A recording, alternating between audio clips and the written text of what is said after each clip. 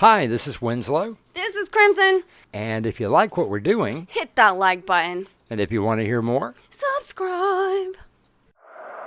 When you sleep, you enter into another world. Beyond that world lies the doorway to nightmare.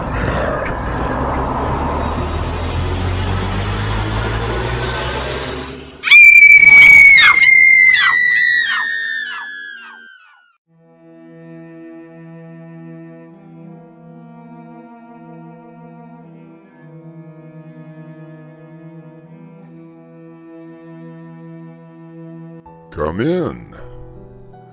Welcome. I'm your host through the doorway to nightmare. Sidney Chase, a private detective, has been hired to look into the apparent suicide of Donny Appleton. After looking at crime scene photographs, she convinces Lieutenant Ferrero, who had closed the case, to reopen it. Now, another murder in the form of a staged suicide has happened, and Sidney has no clues or suspects. I keep looking at the photos and nothing is just jumping out at me. You're tired, Sidney. Maybe you should just get some rest. No, Alex, look! I know that you're my friend and that you mean well, but this is driving me up the wall. Ferraro isn't making much headway either. Does he ever?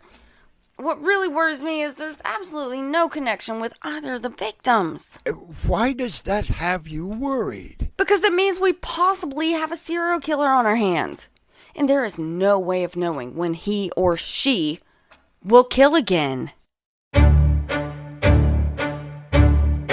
Our mystery drama, The Conclusion of the Casebook of Sidney Chase, was written especially for Doorway to Nightmare by Winslow Swan and Crimson McKenzie, and stars Crimson McKenzie and Winslow Swan. It is brought to you in part by Swanage Press. I'll be back shortly with Act 1.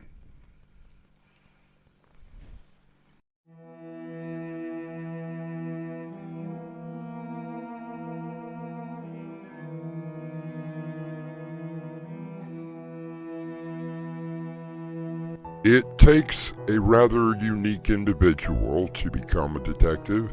It requires patience, investigative rigor, and higher ethics. In addition to being exposed to highly dangerous people, the process of solving a case can take weeks, months, or even years.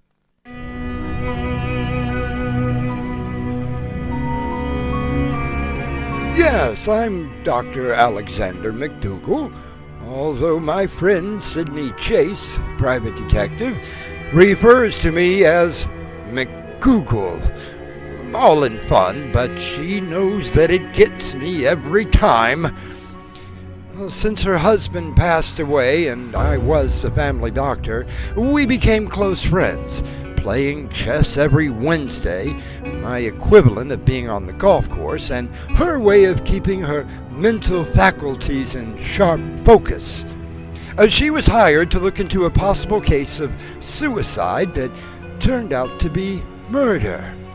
When a second murder took place that also looked like a suicide, Lieutenant Ferrero decided that having Sidney on his side was probably a good idea. Now look, Sidney, you can look over the reports and picks all you want to, but hear me good. Well, What? it's hear me well. Not good. Whatever. Just make sure you stay out of my way. Any connection with Appleton? No, they lived across town from each other, didn't have friends in the same circle.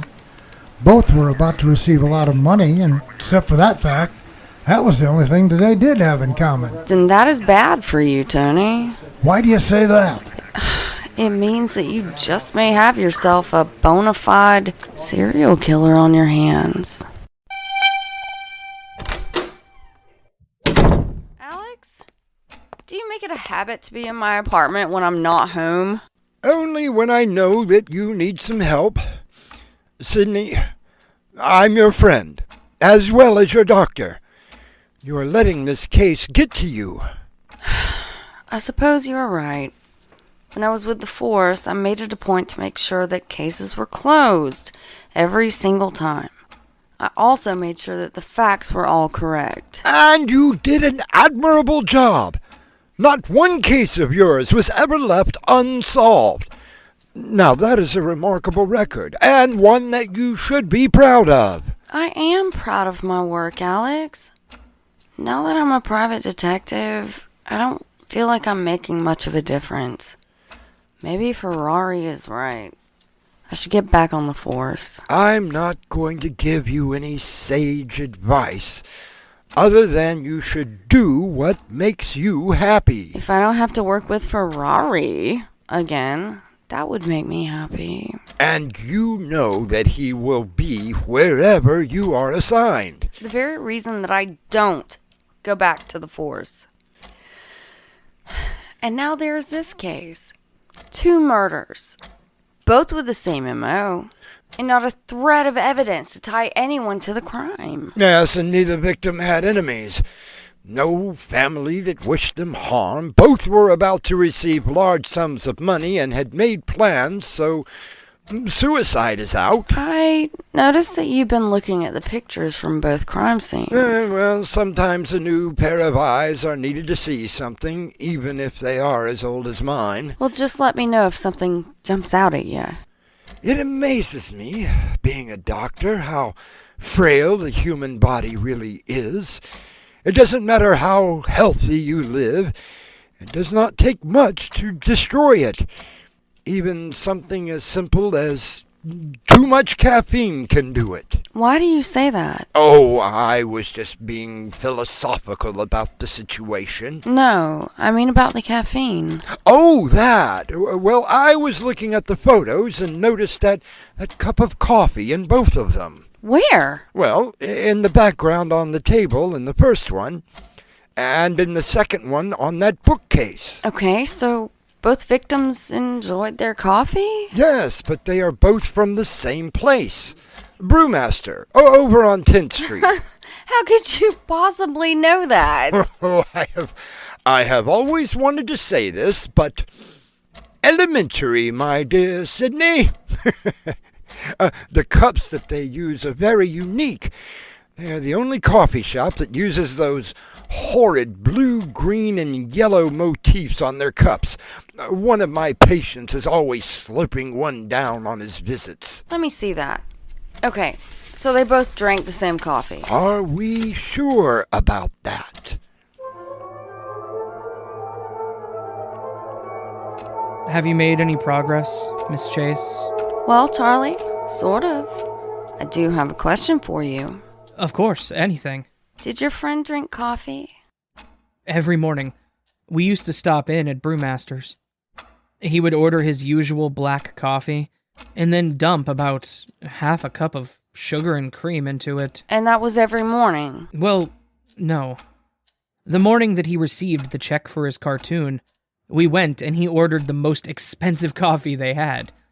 I remember that it cost him over $30. Oh, must have been some coffee. Did you notice anything else about the coffee shop? The people that work there, the customers, anything at all? Well, it's a small place. Only 3 tables with a couple of chairs. I think that the couple that owns the place actually are the only workers. As for the customers, well, they're just ordinary people. Think hard. Back to the day he ordered that expensive coffee. Did anyone seem overly interested? Not that I... Wait a minute. Yes, now that you mention it, there was one guy. What did he look like? Oh, ordinary.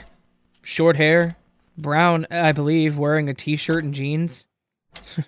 Funny, though, he didn't have a computer. Why is that funny? Well, most people go there because of the free Wi-Fi. This guy, he only had a notebook and a pen. Oh, that's not so unusual. I still use a notebook and pen. Still, Alex, it's worth noting. Now that I think about it, that guy was in there almost every day. He always had headphones in, maybe listening to music and writing, perhaps. Maybe one of those artist people, but he didn't really look like one. Kinda gives me the creeps. Always looking up, staring, but when you looked back at him, he looked away. Always sitting at the same table.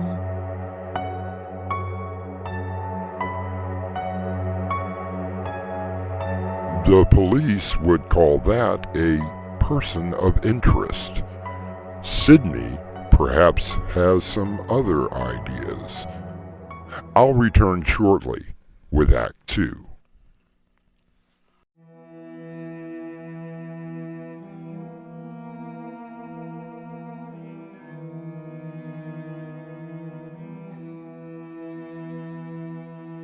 Sydney Chase, private detective, has very little to go on with her latest case.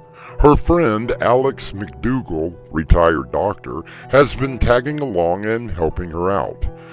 Both are now in the office of Police Lieutenant Anthony Ferrero. So what do you want me to do? Don't you find it remotely interesting that both victims went to the same coffee shop? And how do you know that? Look at the photos! See? Right there. Okay, so they both drank coffee. What does that prove?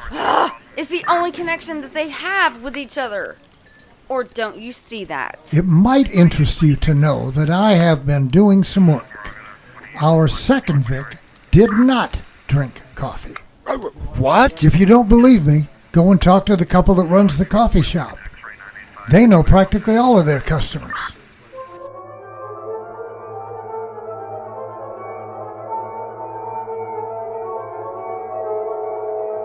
Oh, yes, I knew Mr. Appleton. Always wanted a black coffee, until the day he came in celebrating. Did you know Frank Marshall? Talk about ironic. Hits the lottery, comes in and gets his usual tea, and then hangs himself. Well, that's still under investigation. I couldn't believe it. He seemed so happy. Wait, you mean he ordered tea and not coffee? That's what I'm telling you. How can you be so sure? Because we serve the tea in a different cup than our coffee orders. These cups. Bright orange with a giant letter B on the side? Alex, let me see those pictures again. Something new in the case? I'm not sure.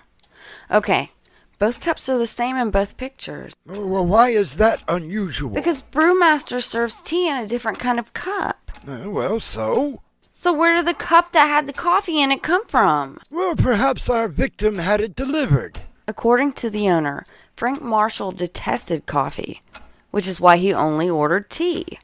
And then there is our mysterious man without the computer. I take it that you have an idea brewing in that head of yours. No, just a theory.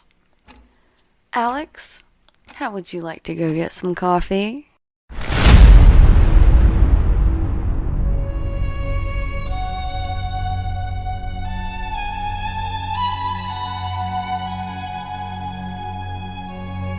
Alex looks at his friend, seeing the twinkle in her eyes. He is reminded of what Agatha Christie once said, "Unless you are good at guessing, it is not much use being a detective." I'm guessing that you will join me for Act 3 shortly.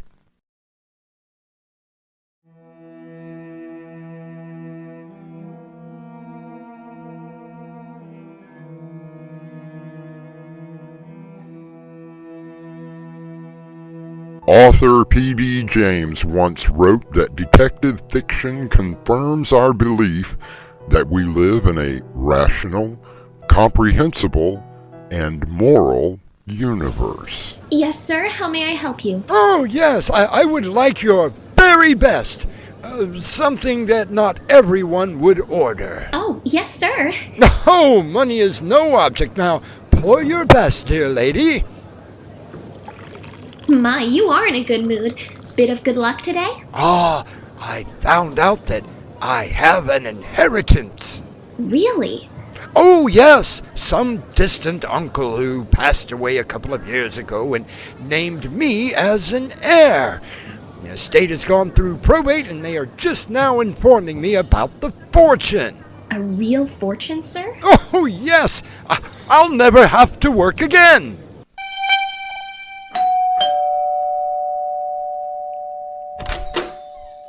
May I help you? You ordered a special coffee from Brewster's. I'm here to deliver it. Oh, well, thank you. Let me get my wallet and...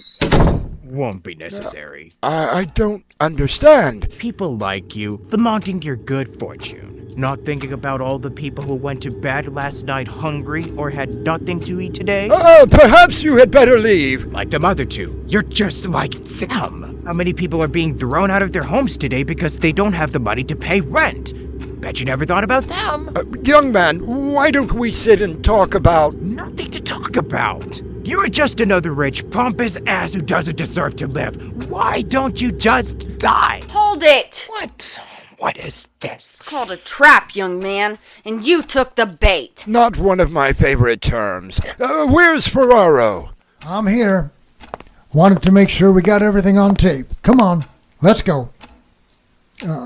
Sydney, I... You don't have to say that you were wrong. A thank you will suffice. Right. And that is as close as you are ever going to get from that man. Oh, I think that he's coming around.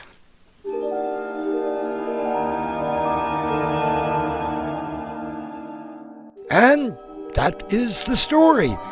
Of course, there was no mention in the papers or TV news about Sydney's hand in the capture of the killer. Philip Wilson was targeting people who were affluent. Like so many, he felt it was wrong that someone else had money while there were people who could have benefited more. When police found his notebook, he had almost 20 names and addresses of potential victims. It was lucky, I suppose, that he only succeeded with 2 of them. As for Sydney Chase, we still play our weekly game of chess. She still looks for lost dogs or jewelry, and in my professional estimation, she is actually comfortable with her chosen profession.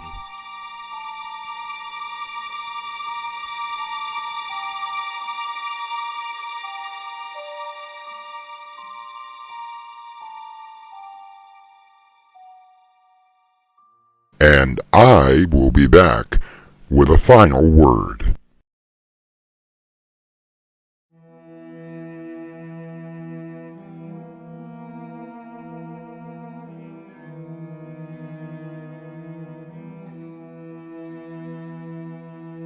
Crime is common. Logic is rare, wrote Sir Arthur Conan Doyle. While Sydney Chase does not always follow the rules or the deductive reasoning of Sherlock Holmes, it is still quite fun to follow her exploits.